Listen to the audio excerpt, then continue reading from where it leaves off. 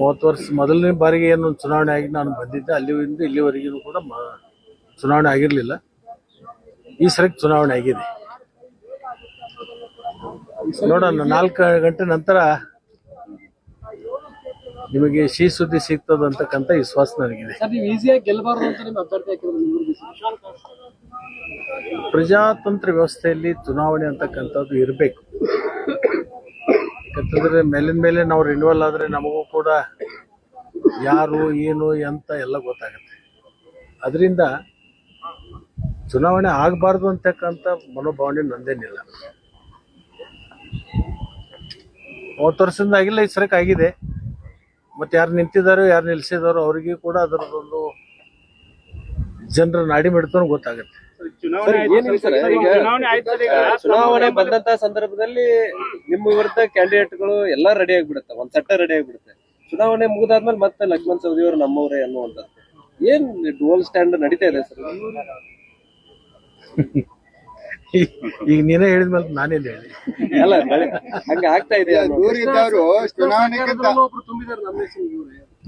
ನಿಮ್ ವಿರುದ್ಧ ಪೆನ್ನಲ್ಲೇ ಮಾಡಿದಾರೆ ಸರ್. ಇವಾಗ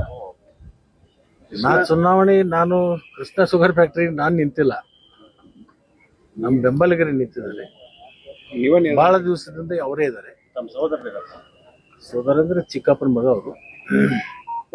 ಬಹಳ ದಿವಸದಿಂದ 20 ವರ್ಷದಿಂದ ನಡೆದಿದೆ. ಈ ಸಲ ಚುನಾವಣೆ ಪ್ರತಿ ವರ್ಷ ಆಗುತ್ತೆ. ಈ ವರ್ಷ ಹೊಸದಾಗೇನಿಲ್ಲ, ಪ್ರತಿ ವರ್ಷ ಚುನಾವಣೆ ಆಗುತ್ತೆ. ಪ್ರತಿ ವರ್ಷ ಚುನಾವಣೆ ಆದಂತ ಸಂದರ್ಭದಲ್ಲಿ ಜನ ನಮ್ಮನ್ನು ಇಲ್ಲಿವರೆಗೆ ಕೈ ಬಿಟ್ಟಿಲ್ಲ, ಈ ಸಲನೂ ಕೈ ಬಿಡಲ್ಲ ಅಂತಕ್ಕಂಥ ಆತ್ಮವಿಶ್ವಾಸ ನಮಗಿದೆ. ಜೊತೆಗೆ ಇಟ್ಕೊಂಡು ಅಡ್ಡಾಡ್ತೀರಿ ಅಂತೇಳಿ ಮೊನ್ನೆ ನಿಮ್ ಭಾಷಣ ಕೇಳಿದ್ವಿ ಸರ್. ಏನು ಈಗ 9 ಗೆದ್ದಾವು 10 ಗೆದ್ದಾವು ಅಂತ ಹೇಳಿ ಚೀಟಿ ನನ್ ಕಡೆನೂ ಐತಿ ಅಂತಂದ್ರಿ. ಚೀಟಿ ಒಳಗೆ ಹೆಸರು ಯಾರು ಅನ್ನೋದು ಬಹಳಷ್ಟು ಕ್ಯೂರಿಯಾಸಿಟಿ ಐತಿ. ಚೀಟಿ ಅಲ್ಲ, ಮರಾಠ ಒಳಗೆ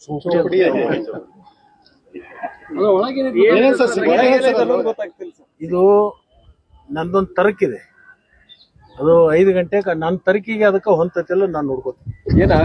ಈಗಿನ ಇದನ್ನ ಚೊಪಡಿಗೂ ಫಲಿತಾಂಶಕ್ಕೂ ಟ್ಯಾಲಿ ಆಗ್ಬೋದು ಸರ್. ಒಂದು ಮರಾಠಿ ಒಳಗೆ ನನ್ನ ನಿರೀಕ್ಷೆ ಯಾವಾಗ ಸುಳ್ಳು ಆಗಿಲ್ಲ. ಬಹಳಷ್ಟು ಕಡೆ ಅಚ್ಚರಿಯ ಫಲಿತಾಂಶ ಐತಂತೀರಿ ಸರ್? ಆಶ್ಚರ್ಯ ಪಡ, ನಮ್ಮ ನಿರೀಕ್ಷೆ ಏನಿದೆ ಅದಾಗುತ್ತೆ. ಆಶ್ಚರ್ಯದಲ್ಲ. ಆಶ್ಚರ್ಯ ಅಂದ್ರೆ ಅದು ಬೇರೆ, ಆಗ್ಲಾರ್ದು ಆದಂಗಾಗುತ್ತೆ. ಆಗಲಾರ್ದಾಗಲ್ಲ. ನಮ್ಮ ನಿರೀಕ್ಷೆ ಏನೈತೆ ಆ ನಿರೀಕ್ಷೆ ತಕ್ಕಂಗೆನೆ ಚುನಾವಣೆ ಆಗುತ್ತೆ. ಸರ್, ಈಗ ಒಂದು ಮಾತು ಹೇಳಿದ್ರಿ ಸರ್ ನೀವು, ದಿಸ್ತೆ ತಸನ್ ಅಷ್ಟೇ ಮನೋನ್ ಜಗ್ ಅಷ್ಟೇ ಅಂತ. ಅಂದ್ರೆ ಅದರ ಅರ್ಥ ಅಂದ್ರೆ ಸರ್, ಈಗ ನೋಡ್ಲಿಕ್ಕೆ ಕಾನೂನು ಬೇರೆ, ಇರುವುದು ಬೇರೆ. ಲಿಂಗಾಯತ ನಾಯಕರು ಎಲ್ಲ ಒಂದ್ ಕಡೆ ಒಂದಾಗ್ತೀರಾ ಅಂತ ಸರ್? ಯಾವುದೇ ಒಂದು ಜಾತಿ ಆಧಾರದ ಮೇಲೆ ರಾಜಕಾರಣ ಯಶಸ್ವಾಗಲ್ಲ. ಸರ್ವ ಜನಾಂಗವನ್ನ ತಗೊಂಡು ಹೋದಾಗ ಮಾತ್ರ ಅದನ್ನ ನಾವು ಯಶಸ್ಸು ಕಾಣ್ಲಿಕ್ಕೆ ಸಾಧ್ಯ. ಎಲ್ಲಾ ಸಮಾಜದವರನ್ನ, ಎಲ್ಲಾ ವರ್ಗದವರನ್ನ ನಾವು ಒತ್ತಟ್ಟಿಗೆ ಕರ್ಕೊಂಡು ಹೋಗ್ತಕ್ಕಂಥ ಮನೋಭಾವನೆ ಇಟ್ಕೊಂಡಿರ್ತಕ್ಕಂಥ, ಕೇವಲ ಲಿಂಗಾಯತರಂತೇಳಿ ಮಾಡಿದ್ರೆ ಆಗಲ್ಲ. ಎಲ್ಲ ಸಮಾಜವನ್ನು ತಗೊಂಡು ಹೋಗ್ಬೇಕು, ಮತ್ತೆ ಎಲ್ಲರಿಗೂ ನ್ಯಾಯ ಸಿಗಬೇಕು. ಸರ್ವರಿಗೂ ಸಮಬಾಳು, ಸರ್ವರಿಗೂ ಸಮಪಾಲು ನಮ್ಮ ಸಿದ್ಧಾಂತ. ಡಿಸಿಸಿ ಬ್ಯಾಂಕ್ ಪವರ್ ಸೆಂಟರ್ ಬದಲಾಗತ್ತ ಸರ್ ಈ ಚುನಾವಣೆ?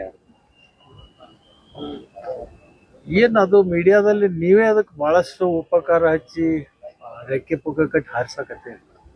ಏನೊಂದು ಬ್ಯಾಂಕ್ ಇದು, ಆ ಬ್ಯಾಂಕ್ ಇದು ಏನು ಇದ್ರದ್ದು ಏನು ಒಂದು ಬ್ಯಾಂಕದಲ್ಲಿ ಏನು ಇಡೀ ರಾಜ್ಯದ ಚಿತ್ರಣ ಏನು ಬದಲಾಗಲ್ಲ. ಏನು ವ್ಯತ್ಯಾಸ ಇದೆ? ಏನಾಗುತ್ತೆ? ಜಿಲ್ಲೆ ಒಳಗಿನ ಪವರ್ ಸೆಂಟರ್ ಬದಲಾಗುತ್ತೆ. ನನಗೇನು ಅನ್ಸಿಲ್ಲ ಇದು ಪವರ್ ಸೆಂಟರ್ ಅಂತ. ನನ್ನ ಲೆಕ್ಕದಾಗ ಡಿಸಿಸಿ ಬ್ಯಾಂಕ್ ಏನು ಪವರ್ ಸೆಂಟರ್ ಅಲ್ಲ ಸರ್. ತಮ್ಮ ಬೆಂಬಲಿತರೆ ಅಧ್ಯಕ್ಷರಾಗುವ ನಿರೀಕ್ಷೆ ಇದೆಯಾ ಸರ್ ತಮ್ಮ ಚೌಕಡಿ ಪ್ರಕಾರ? ಅಲ್ಲ ರೀ, ಎಲ್ಲರದೂ ಈಗ ಒಂದು ಪಕ್ಷ ಇರುತ್ತೆ, ಚುನಾವಣೆ ಮಾಡ್ತಾ ಇರ್ತಾರೆ. ನೀವು ಅವ್ರನ್ನ ಪ್ರಶ್ನೆ ಕೇಳ್ತೀರಿ, ಏನು ನಿಮ್ಮ ಪಕ್ಷದವರು ಮುಖ್ಯಮಂತ್ರಿ ಆಗ್ಬಹುದಾ ಅಂತ, ಮತ್ತೆ ಅವ್ನಿಲ್ಲ ಅಂತ ಹೇಳಕ್ಕಾಗುತ್ತೆ?